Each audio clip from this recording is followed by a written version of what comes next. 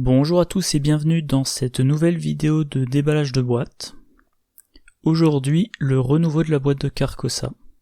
Alors en mettant à jour mes listes de vidéos publiées et en mettant une nouvelle, je me suis rendu compte que je n'avais apparemment jamais fait cette vidéo. Ou alors je l'ai faite mais c'est bien caché. Enfin je veux dire que je n'ai pas réussi à la retrouver. Et donc je vais faire l'enregistrement aujourd'hui. Et si j'ai le temps, je ferai dans la foulée le renouveau de la civilisation oubliée parce que j'ai remarqué qu'il avait été aussi traduit. Je ne m'attendais pas à ce que ça soit fait aussi vite. Alors, comme d'habitude, je vais présenter d'abord la carte qui existait déjà et ensuite la carte, la nouvelle carte. Alors, carte gardien, le Colt 32, c'est un soutien qui coûte 3. Qui occupe un emplacement de main, trait, objet, arme à feu, utilisation 6 munitions, action, dépenser munitions, combattre, vous infligez plus 1 dégât pour cette arme, pour cette attaque. Bon, le Colt 32, c'est un bon ratio munitions-coût, mais par contre pas de bonus en force. Donc pour un gardien qui a une bonne force, moi typiquement quand j'utilise une arme à feu assez basique, j'utilise le 45 automatique, sauf si je joue Mark Harrigan, où là le Colt 32 suffit vu qu'il a déjà une force de 5. Et dans le renouveau de Carcosa, le Colt 32 de niveau 2, il coûte 2, il a 2 icônes de force, tout pareil, mais en plus, donc il coûte 1 de moins, il a un deuxième icône de force, et il a une action rapide, dépensez une ressource, renvoyez le Colt 32 dans votre main. Donc, en fait, vous payez une ressource, vous le remettez dans votre main, et ensuite vous pouvez le rejouer pour le recharger. Alors, il y a une petite mention en dessous, voilà. Bonne combo avec bien préparé, et la bandoulière, et la possibilité toujours d'avoir une grosse arme à deux mains. Donc, bien préparé, c'est ce soutien de niveau 2. Talent, action rapide, incliné bien préparé, choisissez un soutien que vous contrôlez, vous gagnez plus X à votre valeur de compétence pour ce test, X étant le nombre d'icônes de compétences correspondantes sur le soutien choisi. Là en l'occurrence, le Colt 32 de niveau 2, il a 2 icônes de force, donc avec bien préparé, vous donnez un bonus de plus 2 en force pour le combat. Alors, bien préparé ne marche qu'une fois par round, vu qu'il faut l'incliner, mais ça booste bien le Colt, parce que ça lui met, quand on combine les deux, ça fait une attaque à plus 2 en force et plus 1 dégât, et si vous jouez en solo ou si vous avez d'autres armes à côté, vous n'aurez probablement qu'à faire qu'une seule attaque avec le Colt à chaque round, et ça suffira. Alors la bandoulière, c'est le soutien qui permet d'avoir une main supplémentaire pour une arme. Donc l'emplacement de main offert par la bandoulière, on peut l'utiliser pour le Colt 32, et comme dit dans le commentaire, ça laisse les 2 mains libres pour les grosses armes à 2 mains du type fusil à éclair. Voilà. Le fusil à éclair, il fait des attaques à force plus 5 et dégâts plus 2. Donc on n'a pas envie d'utiliser le fusil à éclair sur un petit ennemi, il faut avoir une deuxième arme assez efficace, et garder le fusil à éclair pour les monstres qui ont 3 points de vie ou plus, ou alors qui ont des capacités de combat élevées. Et maintenant que j'y pense, dans un deck qui a accès, Joé le rat vigile, c'est un soutien truand, niveau 0 qui coûte 4, allié, et ce qu'il y a d'intéressant, action rapide, dépensez une ressource, choisissez un soutien objet dans votre main et jouez-le en payant son coût. Donc, quand vous vous retrouvez avec un Colt 32 de niveau 2 qui est vide, pour une ressource, vous le remontez dans votre main, donc une action libre, pour une ressource, vous le remontez dans votre main, et ensuite avec Joé, pour une ressource, vous le mettez en jeu. Alors il faut quand même payer le coût du Colt, mais ça veut dire que pour 2 ressources, vous le remontez vide dans votre main, vous le reposez, chargez, et vous pouvez éventuellement immédiatement faire un autre tir avec le Colt 32, sans prendre d'attaque d'opportunité. Voilà, deuxième carte gardien. Dans la boîte Lapal Carcosa, on avait indigestion de plomb de niveau 2, un événement qui coûte 0. Rapide à jouer quand vous activez la capacité combattre d'un soutien arme à feu. Vous avez le droit de dépenser X pions munitions supplémentaires de ce soutien. Quand vous révélez des pions KO pour cette attaque, révélez X pions KO supplémentaires, choisissez-en un à résoudre et ignorez les autres. Donc c'est une carte qui coûte 2 XP, qui fait dépenser des munitions pour garantir un tir. Donc vous tirez avec, je sais pas moi, la Thompson 45, vous dépensez une munition supplémentaire pour résoudre un des 2 jetons KO piochés. Ou alors vous dépensez 2 munitions supplémentaires pour en piocher 3. Mais bon, si vous vous retrouvez à piocher trop de jetons, vous perdez vite les munitions. Et si vous avez besoin de piocher tant de jetons, c'est que vous avez un problème sur votre attaque. Le principal intérêt de cette carte-là, c'est s'éviter l'échec automatique. Vous dépensez une munition de plus, vous révélez 2 jetons. S'il y a l'échec automatique, vous résolvez l'autre jeton. Et s'il n'y a pas l'échec automatique, vous résolvez le plus favorable. Dans le renouveau, indigestion de niveau 0, ça coûte 1, mais par contre c'est forcément une munition supplémentaire et vous révélez un pion KO supplémentaire. Donc là, c'est le strict nécessaire pour éviter l'échec automatique. On n'a pas besoin de dépenser d'XP, il faut juste garder une ressource. Quand vous arrivez à la fin du scénario ou face à un ennemi coriace, pour une ressource, vous vous garantissez que votre tir ne va pas être annulé par l'échec automatique. Surtout, si votre ennemi a riposte. On passe aux cartes chercheurs, raisonnement logique. Dans le spectre de la vérité, on avait la carte de niveau 0. Donc la carte de niveau 0, c'est un événement qui coûte 2, qui a 2 icônes de volonté, à jouer uniquement si vous possédez au moins un indice. Choisissez un investigateur dans votre lieu, soit cet investigateur soigne 2 horreurs, soit il défausse une carte terreur de sa zone de menace. C'est intéressant. Moi j'aime bien mettre une copie dans mes decks chercheurs en duo, parce que en général, je fais un duo enquêteur-combattant, l'enquêteur a une santé mentale élevée, le combattant moins. C'est pas rare d'avoir un combattant qui n'a que 5 de santé mentale, donc pouvoir le soigner 2 horreurs, c'est efficace. Défausser une carte terreur, alors je connais pas les cartes rencontres qui sont terreur, celles qui ne le sont pas, mais défausser une carte rencontre qu'il y a dans la zone de menace, c'est toujours intéressant. Et si vous jouez la campagne le cercle brisé, il y en a beaucoup des cartes qui sont dans la zone de menace. Donc voilà, carte intéressante au niveau 0, et maintenant on a le niveau 4. Alors 4 c'est beaucoup, mais ça coûte toujours 2, il y a une icône de volonté de plus, maintenant il y en a 3, c'est beaucoup 3, c'est relativement rare. Et maintenant, c'est pas si vous possédez au moins un indice, c'est pour chaque indice que vous possédez jusqu'à un maximum de 3. Soit vous soignez 2 horreurs d'un investigateur dans votre lieu, soit vous défaussez une carte terreur dans votre lieu. Donc pour chaque indice, vous faites le choix, soit soin d'horreur, soit défausser une carte terreur, et il n'y a pas marqué que vous ne pouvez avoir qu'une seule cible. Donc plus il y a de joueurs, plus c'est efficace. Mettons vous jouez à 4, tout le monde est dans le même lieu, vous avez 3 indices, vous jouez raisonnement logique, le premier autre joueur vous lui dites je te soigne 2 horreurs, le deuxième vous lui dites pareil, le troisième pareil, et vous avez soigné un total de 6 horreurs. Même remarque, vous pouvez défausser plein de cartes terreur, ce qui est particulièrement intéressant dans le cercle brisé. Alors bien évidemment du soin d'horreur, ça fait penser à Caroline Fern, qui a accès à toutes les cartes jusqu'au niveau 5 qui soignent de l'horreur, qui se débrouille bien pour avoir des indices, et moi souvent quand je la joue, alors je la joue plutôt en trio, mais quand je la joue en trio, je lui fais prendre quelques indices et soigner des horreurs quand c'est nécessaire. Donc voilà. En solo évidemment la carte est pas très justifiée, en duo ça va être dur d'avoir son efficacité au maximum, mais en trio ou en quatuor c'est très intéressant.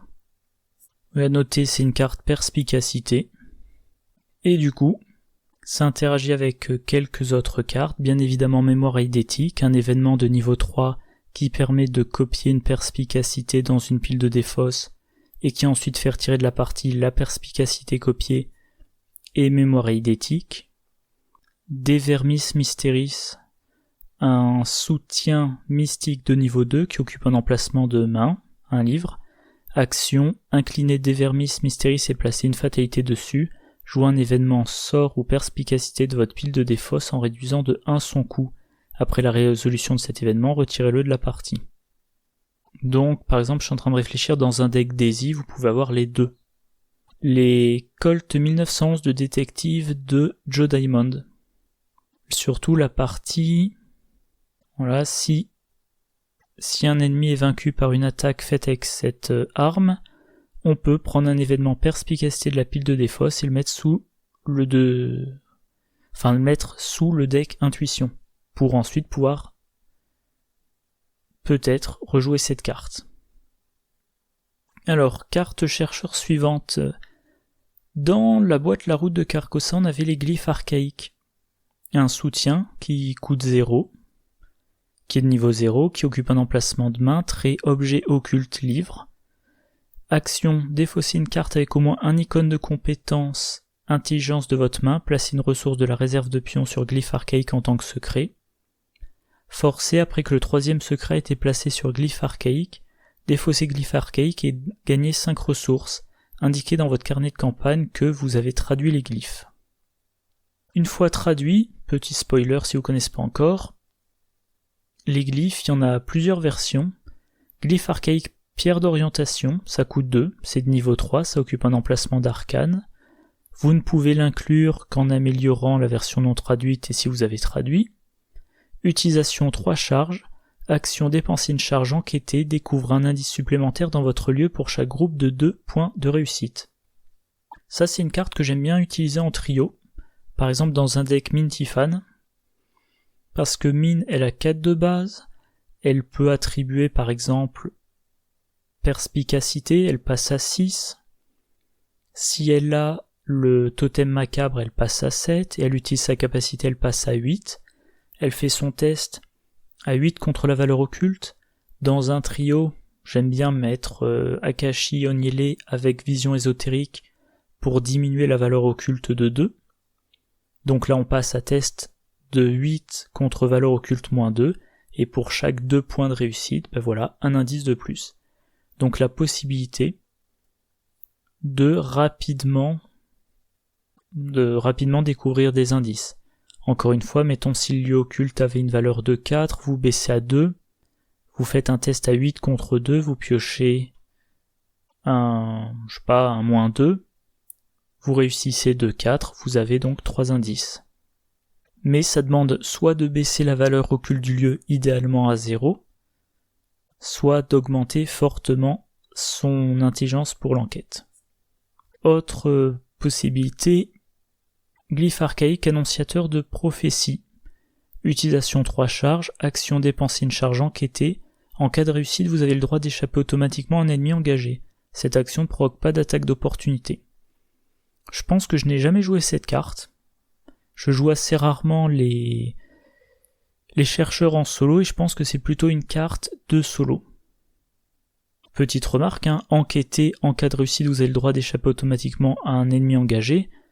C'est une enquête, si elle est réussie, vous prenez l'indice. Donc cette carte-là vous permet, par exemple, de dire, il y a un ennemi qui a été généré engagé avec moi pendant la phase de mythe, j'ai un indice à trouver dans mon lieu, et au lieu d'essayer d'échapper à l'ennemi, puis d'enquêter, j'utilise les glyphes archaïques, je fais mon enquête, donc c'est un test sur l'intelligence, le chercheur devra avoir une bonne intelligence, si je réussis l'enquête, déjà j'ai l'indice, et en bonus, j'échappe à l'ennemi. Si c'était le dernier indice du lieu, maintenant je peux sortir, et peut-être que l'ennemi ne me posera plus de problème de toute la partie. Et donc, dans le renouveau, on a glyphe archaïque marque d'Isis. Utilisation 3 charges, action dépenser une charge enquêtée. En cas de réussite, vous avez le droit de mettre en jeu un soutien avec un coût imprimé de X ou moins depuis votre main. X c'est le nombre de points de réussite. Encore une fois, vous faites une enquête, une chose, type de test pour lequel vous êtes bon, et si vous réussissez de X, vous pouvez mettre en jeu un soutien qui coûte X ou moins. Je n'ai jamais joué cette version non plus. Ça me laisse assez dubitatif. Alors, c'est sûr, c'est du gain d'action. Vous allez mettre en jeu des soutiens sans avoir à dépenser une action pour les mettre en jeu. Et le fait de ne pas avoir à payer, ça vous économise des actions nécessaires pour gagner les ressources. Mais là, comme ça, de tête, je vois pas dans quel deck je construis habituellement je pourrais le mettre. Alors, éventuellement, moi l'investigateur qui me semble le plus adapté, c'est Joe Diamond. Alors, encore une fois, je l'ai jamais joué la carte les Farcake, donc j'en suis pas certain, mais je me dis dans un deck Joe Diamond, alors dans un deck Joe Diamond, il a 4 d'intelligence, donc les enquêtes c'est pas trop un problème. Il a, faudrait que je retrouve ça, ses colts de détective. Voilà, les colts de détective, jusqu'à 2 soutiens outils que vous contrôlez ne prennent pas d'emplacement de main. Donc en plus des colts, vous pouvez avoir 2 loops. Tiens, là c'est celle de niveau 1, bon peu importe. Vous pouvez avoir 2 loops, ce qui vous donne plus en intelligence. Vous faites vos tests à 6. Vous avez encore plus de chances de réussir le test et vous pouvez encore augmenter l'écart. Et puis, si on regarde les cartes, là j'ai la liste des cartes auxquelles il a accès qui coûtent plus que 3 et qui sont des soutiens. En chercheur, il y a quoi ? Il y a Dr Milan Christopher, les manuscrits narcotiques, le nécessaire empreinte digitale et Wheaton Green, qui n'est pas encore sorti. Mais en gardien, il y a quand même le 45 automatique niveau 0 et 2, Alice Luxley, aventurier, flic en patrouille niveau 0 ou 2, Frère Xavier, la Thompson 45, bon la Winchester 35, n'en parlons pas. Donc au final, ça fait pas mal de soutien. Alors attention, c'est pas une réduction, il faut qu'il réussisse d'autant, mais il a des soutiens chers, et tout cela peut être intéressant. Donc le gain de ressources pourra... Le gain de ressources sur ce qui coûte pas trop cher pourra l'aider pour payer ce qui coûte cher. Si on regarde maintenant ces soutiens qui coûtent moins de 3, il y a quand même la bandoulière qui permet de cumuler les 2 outils plus les colts de détective plus une autre arme. Bien préparé, comme il peut avoir des soutiens gardiens, par exemple le Colt 32, comme il peut aussi avoir des soutiens chercheurs, il a des chances d'avoir un bonus de plus 1 ou plus 2 dans ces 4 caractéristiques. Voilà, par exemple, entraînement physique de niveau 2, s'il a bien préparé, ça peut être un bonus de plus dans volonté ou plus dans force. La matraque s'il joue à 3 ou 4 joueurs. Miroir sacré. Enfin bref, il y a beaucoup de choses. Il y a beaucoup de choses à considérer. Et oui, dans les soutiens qui peuvent l'intéresser mais qui coûtent cher, et donc pour lesquels il voudra peut-être économiser des ressources sur ses soutiens moins chers, Alice Luxley, qui lui donne plus 1 d'intelligence, et qui permet d'infliger un dégât à un ennemi dans le lieu après avoir découvert un indice. L'aventurier qui va pouvoir recharger soit les cols de détective, soit par exemple le nécessaire empreinte, et bien évidemment le flic en patrouille, qu'on ne présente plus. Alors, les truands. Dans la route de Carcosa, on avait la carte furtivité. Un soutien qui coûte 2. Action inclinée furtivité, échappée A. L'ennemi choisi perd 2 d'évasion pour cette tentative d'évasion. Si vous échappez à cet ennemi avec succès, désengagez-vous de lui mais ne l'inclinez pas. Jusqu'à la fin de votre tour, cet ennemi ne peut pas vous engager. Je n'ai jamais joué cette carte, parce que c'est quand même assez bâtard comme carte.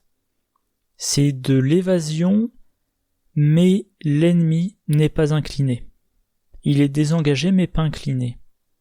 C'est-à-dire que toutes les cartes qui jouent sur le fait que l'ennemi soit incliné, type attaque par surprise, ça marche pas. Ou oreille indiscrète. Il se désengage de vous, et il ne peut pas vous réengager, mais il peut engager quelqu'un d'autre. Si vous avez 2 investigateurs dans un lieu, que l'un des deux utilise furtivité, l'ennemi va engager l'autre. Ce qui en général n'est pas souhaité. Alors, si vous êtes l'enquêteur et que l'autre c'est le combattant qui a une machette, dire je désengage l'ennemi de moi pour qu'il engage automatiquement le gardien pour que le gardien puisse l'attaquer à la machette, ok, mais bon, ça fait quand même beaucoup de cirques, le gardien peut engager lui-même. Voilà, le seul intérêt, c'est le -2 en évasion, mais dans un deck truand, on a normalement une assez bonne évasion de base et des moyens de se booster. Donc une carte qui me laisse assez dubitatif. Là dans le renouveau, on a la version de niveau 3, un icône d'agilité de plus, et maintenant c'est une action rapide. Donc ça économise une action. Voilà. Sachant que par exemple Finn Edwards, il a chaque round droit à une action gratuite pour les tentatives d'évasion. Et là, c'est une carte qui coûte 2 ressources et 3 d'XP. Donc comme je le disais avant, si vous êtes en binôme avec un combattant, et notamment si c'est Zoé Samaras, vous vous désengagez de l'ennemi, il engage Zoé, elle gagne une ressource. Mais non, furtivité, que ça soit de niveau 0 ou de niveau 3, j'ai jamais trouvé l'intérêt. Alors, toujours en truand. Dans le pack sous les étoiles noires, on avait suggestion de niveau 4. Un soutien qui coûte 3, qui occupe un emplacement d'arcane, utilisation 3 charges, action inclinée suggestion, échappée à, ajoutez votre volonté à votre valeur de compétence pour cette tentative d'évasion. Si vous ne réussissez pas avec une différence d'au moins 2, retirez une charge de suggestion. Réaction, quand un ennemi non élite devrait vous attaquer, dépensez une charge, annulez cette attaque. J'ai peu, voire peut-être pas du tout joué cette carte, mais elle est intéressante. De l'évasion, avec agilité plus volonté, potentiellement très élevée. Surtout chez Sefina Rousseau, ça fait 8 au total. Et tant qu'on réussit avec assez de marge, on ne retire pas les charges, donc utilisation potentiellement illimitée. Et la réaction, annuler des attaques d'ennemis non élites. C'est-à-dire que vous pouvez dire, il y a un ennemi chasseur dans le lieu connexe, il est non élite, je m'en soucie pas, face des ennemis, il arrive dans mon lieu, il m'engage, il m'attaque, j'annule l'attaque. Et si vous perdez pas des charges en vous échappant, vous pouvez annuler 3 attaques sur la partie. Ah oui, et l'ennemi qui vient de vous engager et dont vous avez annulé l'attaque, au round suivant, vous pouvez lui échapper avec suggestion. Autre chose à noter, le coût de l'action d'échappement, c'est simplement d'incliner suggestion. Et retirer la charge, c'est dans l'effet. Donc si vous n'avez plus de charge, vous pouvez quand même utiliser suggestion pour vous échapper. Au moment où on vous demande de retirer une charge, il n'y a plus de charge, c'est pas gênant. Le seul truc, c'est que si vous n'avez plus de charge, vous ne pouvez plus annuler les attaques. Parce que là, dans la réaction, dépenser la charge, ça fait partie du coût. Alors, autres investigateurs, en l'occurrence investigatrices, qui peuvent jouer avec intérêt suggestion, Marie Lambeau, qui a accès à tous les sorts, qui a 7 de volonté plus agilité, et qui a que 1 en combat, qui donc aura tout intérêt à échapper. Voilà, pareil, elle a que 6 points de vie, elle a plutôt intérêt à annuler les attaques contre elle. Akashi, elle a le droit aux cartes utilisation charge de niveau 0 à 4. Et elle, volonté plus agilité 8. Voilà. Dans le renouveau, on a la version de niveau 1, donc une dépréciation. Ça coûte autant, on perd l'icône d'agilité. Alors que je vérifie. Là par contre, quand il n'y a plus de charge, on défausse suggestion. Et on n'a pas la réaction. Donc voilà, vous faites des tentatives d'évasion à volonté plus agilité. Si vous réussissez pas avec une marge de 2, vous retirez une charge. Dès qu'il n'y a plus de charge, vous la défaussez. Et un ennemi vous engage, vous attaque, il vous attaque. Vous ne pouvez rien y faire. Donc le niveau 1, il y a quand même une bonne capacité d'évasion sur notamment les 3 investigatrices que j'ai nommées. On perd tout l'aspect annulation d'attaque qui est quand même très puissant, mais ne jamais oublier qu'il y a le permanent recherche ésotérique. Quand vous l'ajoutez à votre deck, vous subissez un traumatisme mental, mais après chaque scénario d'une campagne, réduisez de 1 le coût en expérience de la première carte sort que vous améliorez avant le prochain scénario. Suggestion, c'est bien un sort, c'est-à-dire qu'après le scénario 1 pour 2 XP, pour 2 points d'expérience, vous mettez les 2 copies de suggestion de niveau 1. Après le deuxième scénario, vous pouvez améliorer une carte du niveau 1 au niveau 4 en payant seulement 1 point d'expérience au lieu de 3, si vous avez une paire de recherche ésotérique. Donc oui. Alors le niveau 1, c'est pas inintéressant, mais pour moi ça sert plus comme plateforme en prévision du niveau 4.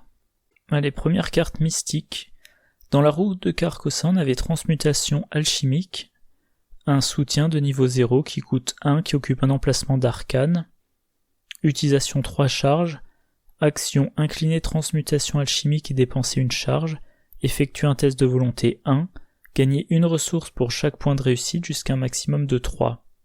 Si un symbole, crâne, cultiste, tablette, signe des anciens ou tentacule est révélé lors de ce test, subissez un dégât. Donc cette carte-là, elle vous coûte une ressource, elle vous coûte une action pour la poser, et à 3 reprises vous pouvez essayer de gagner des ressources, sachant que vous faites un test de volonté avec une difficulté de 1, et vous gagnez une ressource par point de réussite, maximum 3, et vous risquez de subir un dégât. Sachant que, si on prend l'exemple de la campagne de Carcosa, il y a 3 crânes, cultiste ou tablette. Ah tiens, il n'y a pas chose ancienne. Ah mince, il y a une erreur dans le texte, je trouvais ça bizarre. C'est pas signe des anciens, c'est chose ancienne. Donc je disais, dans la campagne de Carcosa par exemple, il y a 3 crânes, il y a 2 jetons entre cultiste, tablette et chose ancienne, et il y a un échec automatique, donc ça fait 6. Sur un sac du chaos qui doit contenir 16 jetons, quelque chose comme ça. Donc vous avez seulement 2 chances sur 3 de ne pas subir le dégât, même un peu moins. Et même si vous prenez Akashi, elle fait les tests à 5 contre 1, en partant du principe qu'elle n'a pas de boost. Si elle pioche un 0, elle est limitée à 3 ressources. Si elle pioche un -3, 5 -3 ça fait 2. 2 par rapport à 1 ça fait 1, elle a gagné une ressource. Alors qu'il a fallu qu'elle fasse un test. Et qu'elle aurait pu échouer le test. C'est un test de difficulté 1 et pas 0. Donc il n'y a pas que l'échec automatique qui fait échouer. Donc la carte transmutation alchimique, c'est très cher. Si on compare avec une autre carte, je disais pour le test, nourrir l'esprit, vous faites un test d'intelligence 0 et vous piochez une carte par point de réussite. Et ensuite, il y a un contre-coup, il y a un effet négatif si vous avez trop bien réussi le test.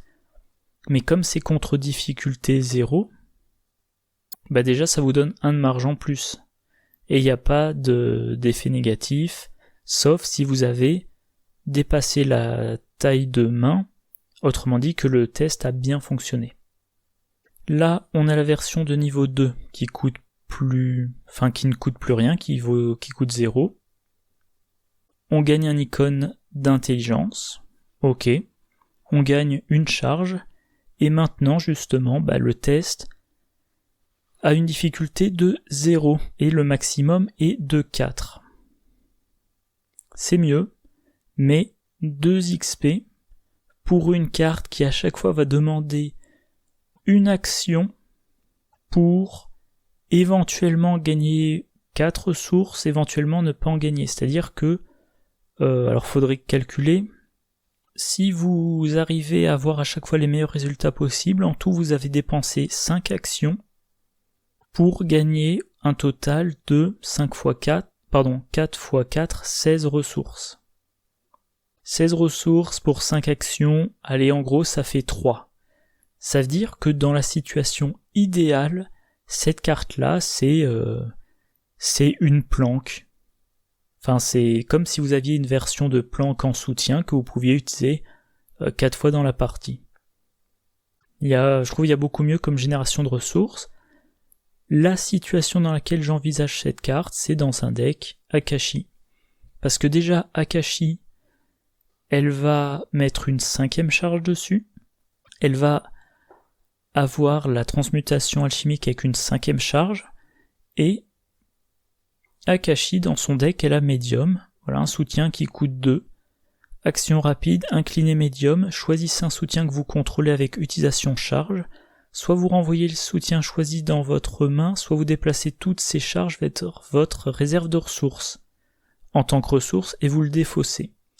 Donc là, ça devient pour 0, mais une action, je pose la transmutation alchimique, je mets 5 charges dessus, et ensuite, pour une action rapide, je défausse la transmutation alchimique, je gagne 5 ressources.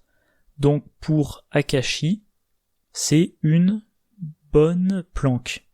Si je retrouve planque de niveau, si ça veut bien s'afficher, planque de niveau 0, c'est 3 ressources, planque de niveau 2, c'est 3 ressources et une carte. Et ben là, dans un deck Akashi, la transmutation alchimique, c'est pour 2 XP, un événement, vous pouvez le jouer et le défausser immédiatement et ça fait quasiment comme si vous aviez un événement qui pour 0 vous disait gagner 5 ressources. Avec en plus le fait que c'est un sort, donc ça se tutore avec l'initié aux arcanes. L'inconvénient que ça occupe un emplacement d'arcane, donc si vous avez déjà tous vos emplacements d'arcane occupés, et ben quand vous le jouez vous devez défausser quelque chose. Mais voilà, dans le deck d'Akashi ça peut être une bonne planque. Mais le reste du temps j'en vois pas l'intérêt. Ah oui, et dans un deck Akashi, vous avez aussi comme faiblesse personnelle Esprit en colère. Révélation, mettez Esprit en colère en jeu dans votre zone de menace. Action rapide, inclinez un soutien sort, déplacez une charge de ce soutien vers Esprit en colère. Forcez, quand la partie se termine, s'il y a moins de 4 charges sur Esprit en colère, vous subissez un trauma physique.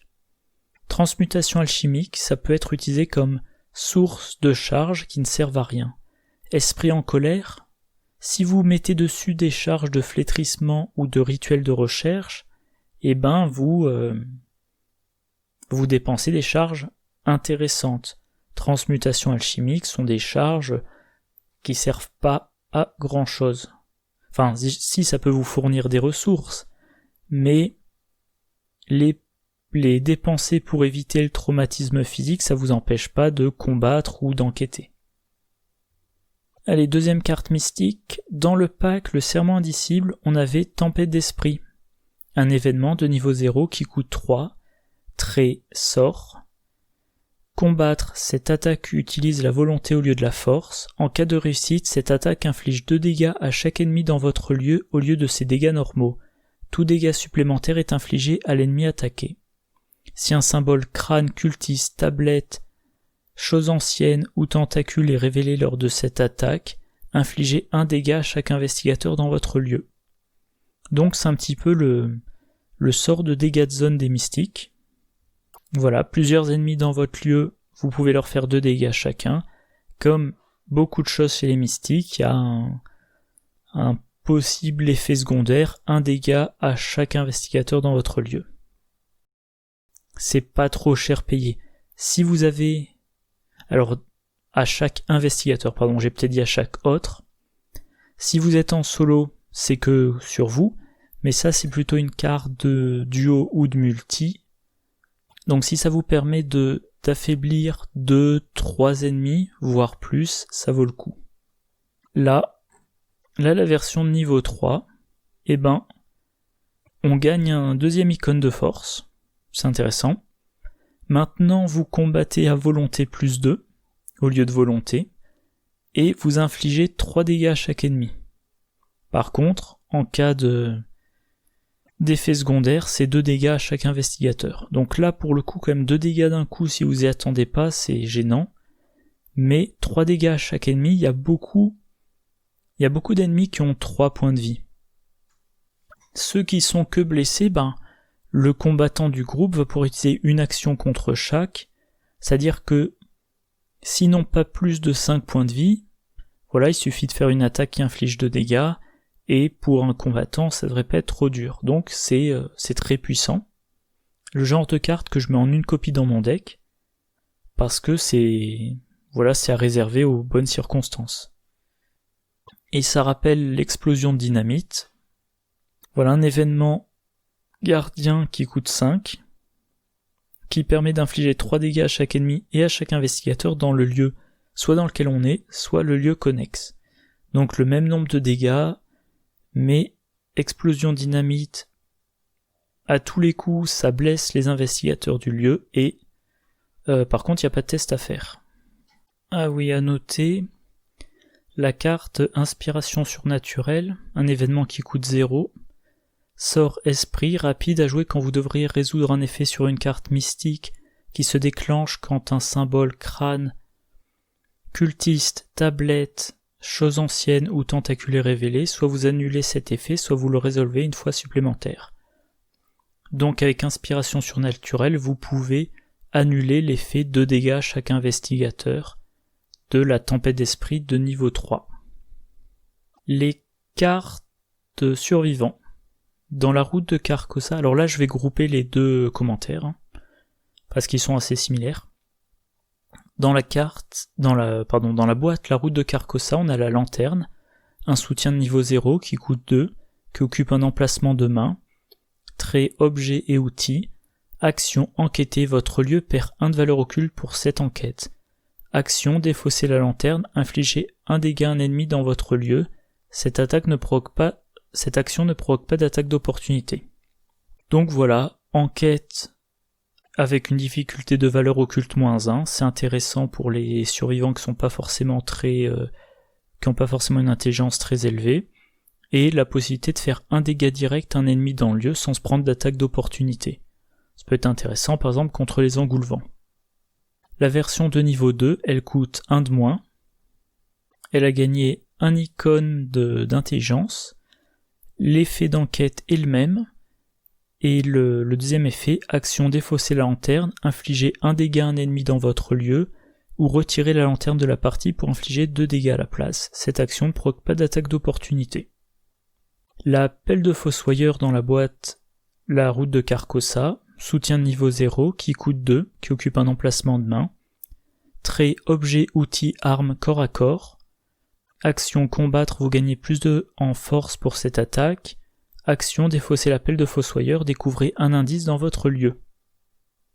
Et niveau 2, ça coûte une ressource de moins, on a un deuxième icône de force, la capacité de combat est la même, et l'autre, c'est pareil, soit défaussé pour un indice, soit retiré de la partie pour 2 indices à la place. Ce sont des cartes que j'ai peu jouées, de façon générale je joue peu survivants. Alors, la lanterne, enquêter de façon constante avec -1 de valeur occulte, c'est intéressant. Si vous utilisez une lampe torche, c'est -2, mais la lampe torche s'épuise. Donc -1, c'est déjà ça, et si dans votre main vous gardez un chanceux et un regardez ce que j'ai trouvé, ça devrait quand même vous avancer un peu dans votre enquête. Alors, pas si vous êtes l'investigateur spécialisé en enquête, mais si vous jouez en solo que vous n'avez pas besoin de beaucoup d'indices ou si vous êtes un peu polyvalent, ça devrait le faire.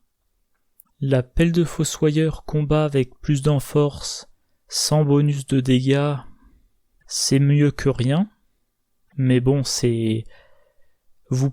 faut pas utiliser ça si vous êtes le combattant principal, et un indice en défaussant la carte, c'est intéressant. Alors, l'amélioration du niveau 2 par rapport au niveau 1. Déjà, il y a le fait que ça ne coûte plus qu'une ressource. Si vous jouez un deck cacher son jeu, ça peut être intéressant. Parce que cacher son jeu, si vous n'avez pas de ressources, vous avez +1 à chacune de vos caractéristiques. Vous pouvez choisir de ne pas gagner de ressources pendant la phase d'entretien. dans un deck caché son jeu, vous cherchez des cartes les moins chères possibles. Si vous n'avez, si vous avez caché son jeu, vous serez probablement tenté de ne pas prendre de ressources pendant la phase d'entretien, de dépenser vos ressources, ce qui fait que si vous avez un des deux soutiens, soit la lanterne, soit la pelle de niveau 0, ça coûte 2 ressources, et vous êtes coincé parce que vous avez au maximum une ressource. Là, ça ne coûte plus qu'un, donc potentiellement la ressource que vous avez gagnée pendant la phase d'entretien. Ou alors, tout simplement, avec cacher son jeu, vous jouez Madame la Branche. Voilà, soutien allié. Action rapide. Si vous n'avez aucune ressource, inclinez Madame la Branche, gagnez une ressource.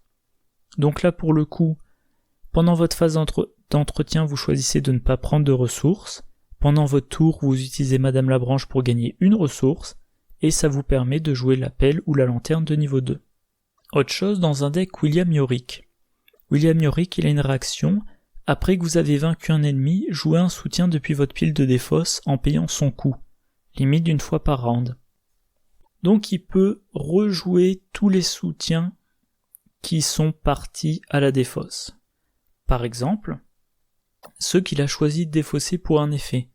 Bon, au passage, on remarque que sur l'image de l'investigateur, on le voit avec une pelle et une lanterne. Si vous utilisez les versions de niveau 0, ça lui coûtera 2 ressources. Si vous utilisez les versions de niveau 1, ça lui coûtera qu'une seule ressource. Par exemple, la ressource qu'il a gagnée pendant la phase d'entretien. Voilà. Une dernière chose. Alors là, la carte est en anglais, ça n'a pas encore été traduit, donc c'est récup. Dans le pack La Tisseuse du Cosmos, on a récup de niveau 2. Réaction après que vous avez enquêté avec succès. C'est comment la phrase déjà ? Après que vous avez réussi à enquêter avec une différence de 2 ou plus, choisissez un objet dans votre défausse et soit ajoutez-le à votre main, soit jouez-le en payant son coût. Donc là, on a 2 soutiens qui coûtent 1, qu'on peut défausser pour avoir un effet. Et avec récup de niveau 2, quand on réussit une enquête avec 2 de différence ou plus, on va payer 1 pour prendre un de ces soutiens et le mettre en jeu. Sachant que, par exemple, si vous avez les 2 en jeu, vous faites vos enquêtes avec la lanterne, vous diminuez la valeur occulte de 1, ça augmente vos chances de réussir votre enquête de 2 ou plus, et donc de rejouer la pelle depuis votre défausse. Et une fois que vous avez rejoué la pelle, vous la défaussez pour un indice. Voilà. Et un dernier petit truc, l'avantage du niveau 2 pour les 2 soutiens, c'est globalement les mêmes effets pour une ressource de moins, mais il y a cette possibilité de, au lieu de le défausser, de le retirer de la partie pour avoir, double efficacité. Si vous arrivez à la fin du scénario qu'il y a un ennemi qui vraiment vous pose problème, vous retirez la lanterne de la partie, après tout vous en foutez, la partie est quasiment finie, vous faites 2 dégâts directs. Ça commence à être pas mal pour une carte qui vous a coûté seulement une ressource et que vous avez probablement utilisé pour plusieurs enquêtes. Même chose pour la pelle. Vous arrivez en fin de partie, vous découvrez 2 indices automatiquement en une action. Je dis souvent qu'il y a des scénarios, pour finir, il faut soit vaincre un ennemi, moi j'appelle ça l'ennemi de fin de scénario, soit trouver les 3 indices par investigateur qu'il y a dans le lieu. Vous êtes un survivant, mettons vous commencez votre round dans le lieu que vous devez vider des indices, vous retirez l'appel de fossoyeur de la partie, vous avez déjà 2 indices, et maintenant il vous reste plus qu'à enquêter pour trouver le 3e. Alors vous allez booster votre enquête, et puis comme vous êtes un survivant, éventuellement vous avez gardé une copie de chanceux en jeu, donc vous avez raté votre enquête, mais vous utilisez chanceux, c'est réussi, vous avez le 3e indice, vous avez réussi le scénario, ou alors vous avez regardé ce que j'ai trouvé, pareil, vous enquêtez, c'est raté, vous jouez la carte, vous récupérez 2 indices, le scénario est réussi. Donc voilà, retirer de la partie, c'est pas Ça servira par définition une seule fois par partie, mais ça peut être le petit indice qui manque à la fin. Ou alors, je sais pas moi, vous avez un scénario où vous devez ou alors vous souhaitez abandonner, il y a 2 indices dans votre lieu, et ben voilà, vous retirez de la partie l'appel, vous prenez les 2 indices de votre lieu. Alors par contre non, vous pouvez pas abandonner dans le lieu sinon ils reviennent, mais mettons, première action, vous retirez l'appel de Fossoyeur de la partie, vous prenez les 2 indices. Deuxième action, vous changez de lieu. Troisième action, vous abandonnez. J'ai eu un scénario un petit peu similaire dans une partie faite je crois que c'est hier. Voilà, j'ai pris le dernier indice de mon lieu, quitte à me prendre des attaques d'opportunité, puis je me suis déplacé, puis j'ai utilisé la capacité d'abandon du scénario, et comme j'ai abandonné sur le lieu connexe au lieu AXP, j'ai pu glaner 1 point d'XP de plus. Voilà. Et je crois que j'ai fait le tour. Ah oui, un dernier truc. Oula, mon ordinateur est lent.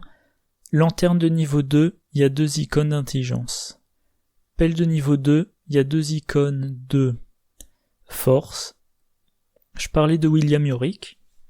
William Yorick, il peut avoir dans son deck bien préparé, dont je parlais un petit peu plus tôt.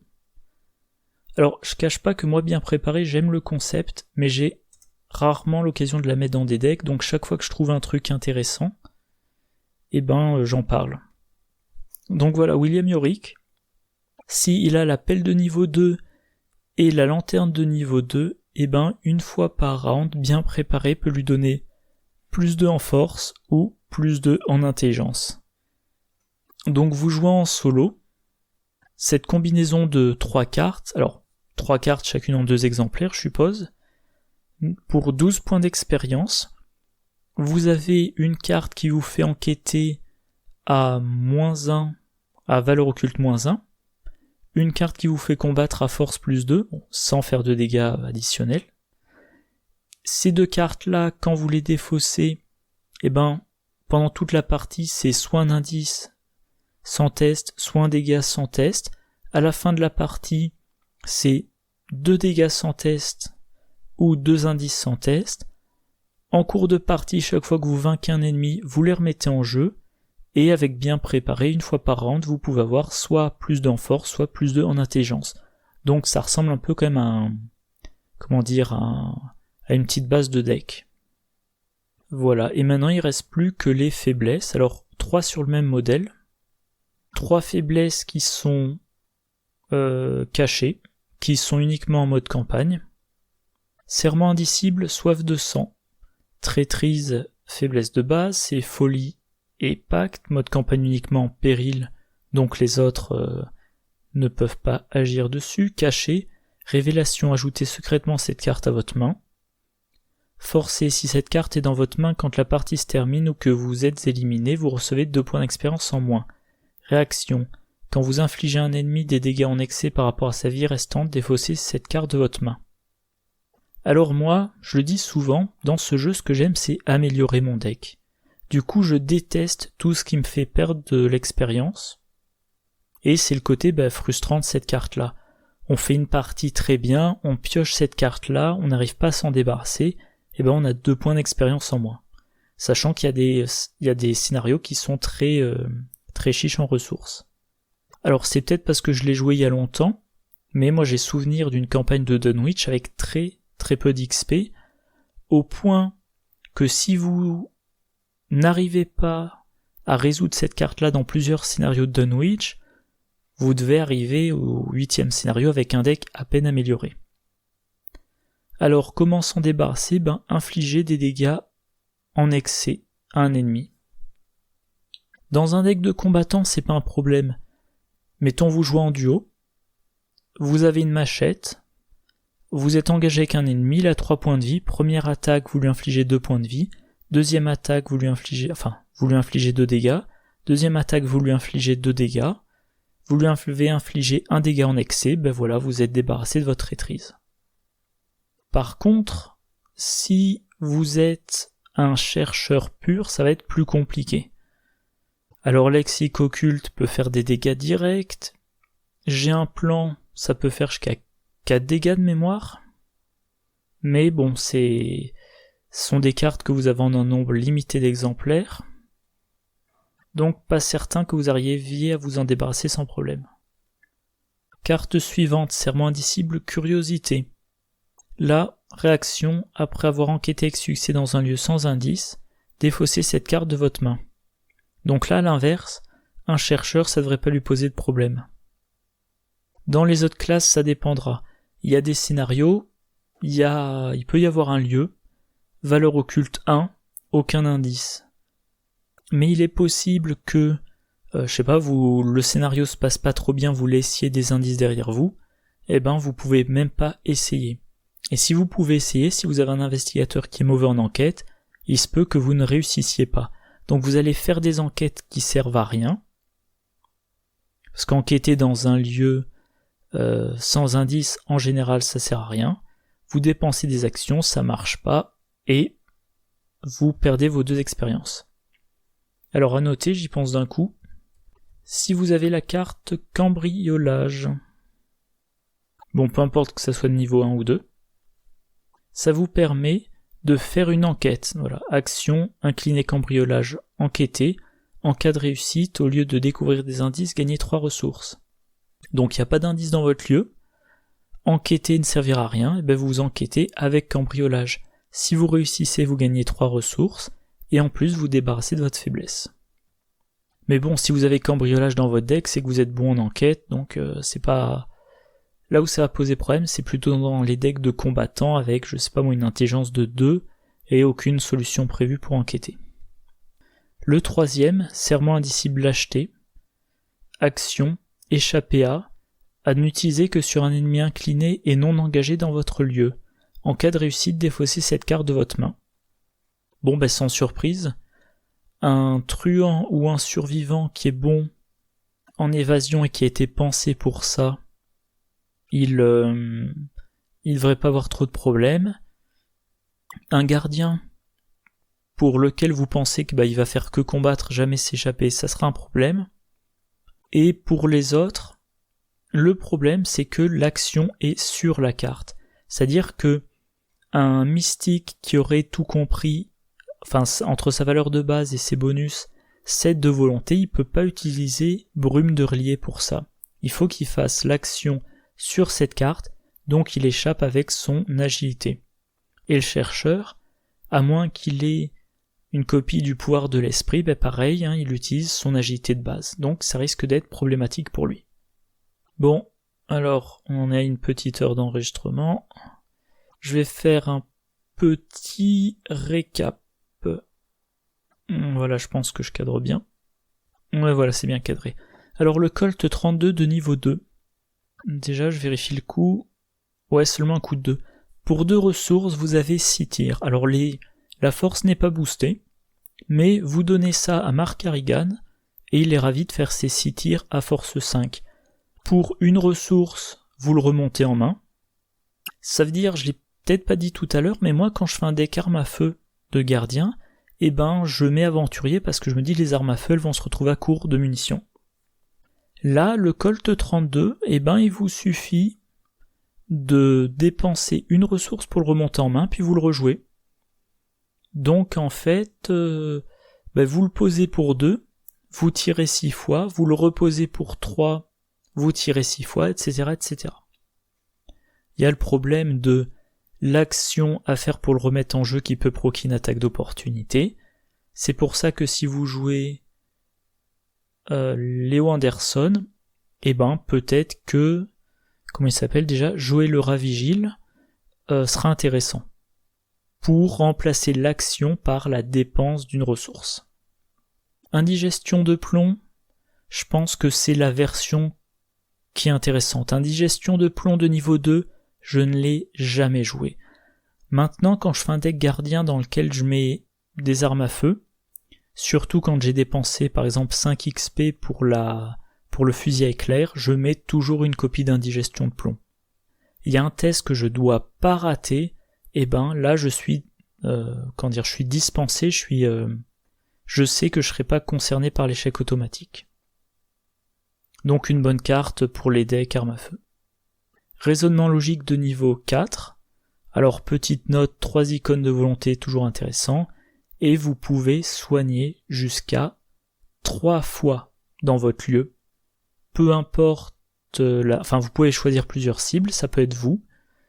Il vous suffit d'avoir des indices, vous pouvez jusqu'à 3 fois retirer 2 horreurs ou retirer une carte terreur. Un soin total de 6 horreurs, c'est énorme. Ça peut servir à la fin de Carcosa par exemple. Et retirer 3 terreurs, dans la campagne, le cercle brisé plutôt. En tout cas, très bonne carte. Je la rends dès que je peux dans les decks Caroline Fern en trio. Glyphe archaïque, marque d'Isis, vous enquêtez et plus l'écart est important, vous enquêtez, si vous réussissez avec un écart de X, vous pouvez mettre en jeu sans payer un soutien qui a un coût imprimé de X. Vous économisez une action, vous économisez des ressources, mais voilà, j'ai jamais joué, je pense qu'il faudrait envisager un deck qui tourne autour. Je suis en train de réfléchir rapidement. Voilà, mettre à répétition des soutiens. Le truc, c'est que si les soutiens coûtent cher, vous avez peu de chances de réussir assez le test. Si les soutiens coûtent pas cher, ça fait pas de grosses économies. Alors je suis en train de me dire, peut-être éventuellement, comme je les ai vus juste avant, dans un deck Minty-Fan, ça peut permettre de mettre en jeu depuis la main la pelle de niveau 2 et la lanterne de niveau 2, on les sacrifie, ça va à la défausse, on les récupère dans la main avec récup, et on peut refaire. Sauf que maintenant on a récup de niveau 2 qui épargne l'étape jouée depuis la main. Donc je suis toujours dubitatif. Je pense qu'il faut vraiment jouer un chercheur qui réussit bien ses tests et qui va avoir beaucoup de soutien posé. Alors peut-être, je suis en train de me dire, je vais évoquer rapidement parce que c'est pas encore sorti, dans le pack Harvey Walters qui sort demain, il y a une carte qui vous donne accès à 2 emplacements d'alliés supplémentaires pour des alliés qui ont le trait miskatonique. Et des alliés chercheurs qui ont le trait miskatonique, il y en a plein, même des non-chercheurs. Donc on va avoir la possibilité d'avoir des decks pleins de petits alliés, et Glyphe archaïque marque d'Isis, pourrait être une façon de poser tous ces alliés-là. Ce sont des alliés qui coûtent pas cher pour la plupart, 1, 2, qui pour certains ont des effets d'arrivée en jeu, donc vous faites votre enquête, vous réussissez de 2, vous faites votre enquête avec les glyphes archaïques bien sûr, vous réussissez de 2, vous prenez dans votre main l'étudiante en art, vous la mettez en jeu, comme elle arrive en jeu, vous gagnez un indice. Et voilà.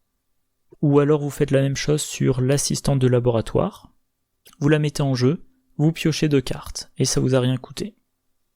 Furtivité de niveau 3, en gros on paie 3 ressources pour que l'évasion soit une action rapide, mais c'est toujours une demi-évasion. On se simplifie l'évasion, mais on a juste un désengagement. L'ennemi peut engager un autre investigateur dans le lieu. Il ne nous réengage pas, mais que jusqu'à la fin du tour, donc c'est pour les cas où on est seul dans un lieu et où on sait qu'on sortira du lieu avant la fin du round. Je trouve ça circonstanciel, ça m'enthousiasme pas. Suggestion de niveau 1, la carte est bonne, mais par rapport au niveau 4, on a quand même perdu le meilleur. Bon, c'est logique, pour 3 XP de moins, l'efficacité est sérieusement entamée, mais dans un deck qui peut avoir 2 copies de recherche ésotérique, pour 2 XP, vous mettez les 2 copies de la version de niveau 1. Scénario suivant, pour 1 XP, vous en améliorez une au niveau 4. Scénario suivant, pour 1 XP, vous en améliorez la deuxième au niveau 4. Et donc, 1, 2, 3, que je dise pas de bêtises, voilà, vous commencez le 4e scénario avec 2 suggestions de niveau 4. Dans un deck solo, Marie Lambeau ou Akashi Oniele, ça peut être la principale solution de gestion des ennemis non élites. Transmutation alchimique de niveau 2, c'est toujours autant usine à gaz. Il faut le jouer, et ensuite il faut utiliser une action pour faire un test, pour espérer gagner beaucoup de ressources, mais on peut en gagner peu, et en plus on prend le risque de subir un dégât. Voilà. Donc comme je le disais, pour moi ça c'est de la ressource à charge. Si vous avez un deck qui a besoin d'une ressource à charge, typiquement Akashi pour pour payer sa faiblesse, pour alimenter sa faiblesse en charge, oui, sinon c'est... non. Théoriquement ça pourrait être en une carte l'équivalent de 4 planques, mais c'est théorique, c'est si on réussit au mieux. Ça peut aussi être pour 5 actions, un gain ridicule de 5 ressources voire moins. Tempête d'esprit de niveau 3, on combat à volonté plus 2 et on inflige 3 dégâts à chaque ennemi dans le lieu. Donc on cible l'ennemi le plus faible, voilà, on cible les rats, on attaque à volonté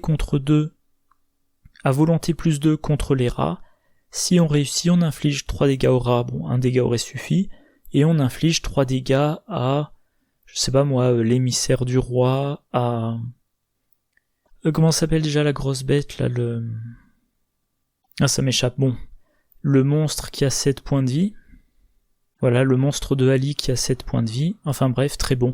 Le problème, c'est qu'on risque quand même les 2 dégâts à chaque investigateur dans le lieu. Lanterne et pelle de niveau 2. Allez, je vais parler de la pelle. Eh ben, ça coûte qu'un. C'est à chaque fois une action d'enquête ou de combat qui est pas optimale, mais qui est pas mal pour un survivant polyvalent.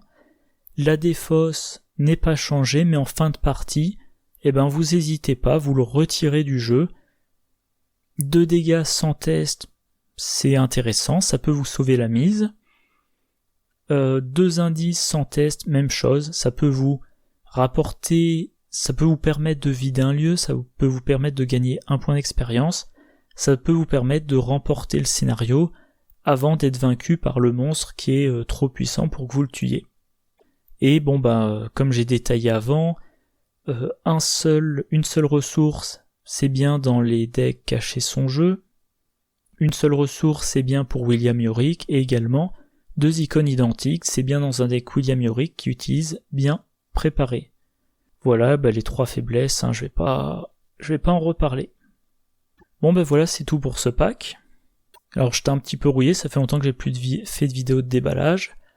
Dans la foulée, je vais faire le renouveau de la civilisation oubliée. La tisseuse du cosmos, faut que je regarde où en est la traduction. Aujourd'hui on est jeudi 27, donc peut-être demain je récupère mes 5 packs investigateurs. Peut-être seulement samedi. Et dès qu'il y a la traduction en ligne, je bien évidemment ferai les vidéos. Ce seront des vidéos très longues, vu le nombre de cartes qu'il y a dedans. En gros, il y a un investigateur et autant de cartes qu'il y a dans un cycle, en gros. Donc l'ensemble des 5 packs, c'est comme si ça représentera probablement en temps d'explication et en temps de vidéo, autant que mes 5 vidéos pour une boîte de base et mes 6 vidéos pour les 6 packs qui suivent. Donc j'ai un peu peur, je m'attends à des vidéos de 2 heures chacune. Il faudra peut-être que je les coupe. Bon voilà, c'est tout pour cette vidéo, j'espère que ça vous a intéressé. Je vous souhaite une bonne journée, une bonne soirée, de bonnes parties, et je vous dis à la prochaine, au revoir.